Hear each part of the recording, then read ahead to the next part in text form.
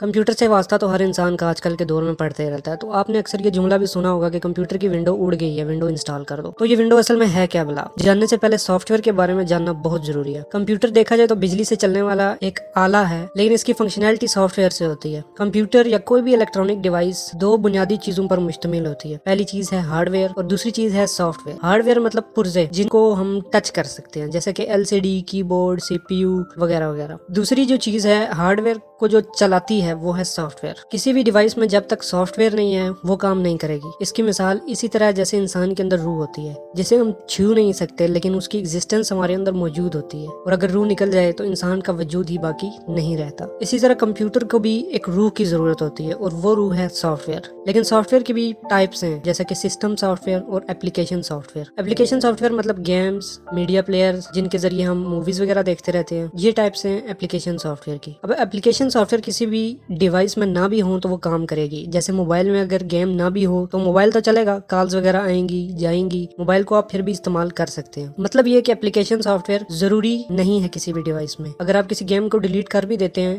तो आपने एक एप्लीकेशन सॉफ्टवेयर को डिलीट किया है, दूसरी जानिब आप अपने मोबाइल को फिर भी इस्तेमाल कर पा रहे हैं, उससे कॉल्स वगैरह कर सकते हैं, उसमें कैलकुलेटर यूज कर सकते हैं, उसके बाकी फंक्शंस का फायदा उठा सकते हैं। जबकि दूसरी जानिब सिस्टम सॉफ्टवेयर जो कि ऑपरेटिंग सिस्टम सॉफ्टवेयर होते हैं, ये बिल्कुल रूह की जैसे होते हैं। अगर ये डिवाइस के अंदर से खत्म हो जाए तो डिवाइस बिल्कुल बंद पड़ जाती है और उससे हम कोई भी फायदा नहीं उठा सकते। उम्मीद है यहाँ तक आपको सिस्टम सॉफ्टवेयर का कॉन्सेप्ट क्लियर हो गया होगा। अब बात करते हैं इसकी टाइप्स की। सिस्टम सॉफ्टवेयर की बहुत सी टाइप्स हैं। जैसे दुनिया का सबसे ज्यादा इस्तेमाल होने वाला ऑपरेटिंग सिस्टम एंड्रॉइड है, जो आपके टच मोबाइल को चलाता है। iOS जिसके जरिए दुनिया का महंगा तरीन मोबाइल एप्पल चलता है, और विंडोज जो कि दुनिया भर में तकरीबन 75% कंप्यूटर्स को चला रहा है। इसी तरह लिनक्स, उबंटू या एप्पल OS वगैरह मकबूल ऑपरेटिंग सिस्टम है कंप्यूटर के लिए। जब कंप्यूटर लेते हैं तो इसमें विंडोज ऑलरेडी इंस्टॉल्ड होती है। कोई प्रॉब्लम होने पर हम इसे खुद इंस्टॉल कर सकते हैं, जबकि ज्यादातर लोग तो मार्केट से इंस्टॉल करवाते हैं। जो विंडोज ऑपरेटिंग सिस्टम है इसकी बुनियाद रखी थी माइक्रोसॉफ्ट कॉर्पोरेशन ने। माइक्रोसॉफ्ट कॉर्पोरेशन ने विंडोज को बनाया। ये एक निहायत ही उम्दा और यूजर फ्रेंडली ऑपरेटिंग सिस्टम है।